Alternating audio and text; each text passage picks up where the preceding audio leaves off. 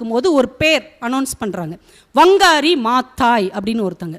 எல்லாருக்கும் அதிர்ச்சி ஆயிடுது. ஏன்னா அவங்க எல்லாருக்கும் போய் உதவி செய்யலை. பெரிய கல்வியாளர் கிடையாது, இலக்கியவாதி கிடையாது, மருத்துவர் கிடையாது, ஒரு தத்துவ ஞானி கிடையாது.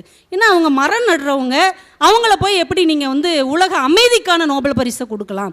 ஒரு சுற்றுச்சூழலுக்கும் உலக அமைதிக்கும் என்ன சம்பந்தம் என்று கேட்டபோது வங்காரி மாத்தாய் ஒன்று சொன்னாங்க. அவங்க கிட்டத்தட்ட 3 கோடி மரங்கள் நட்டவர்கள். 3 கோடி மரம்.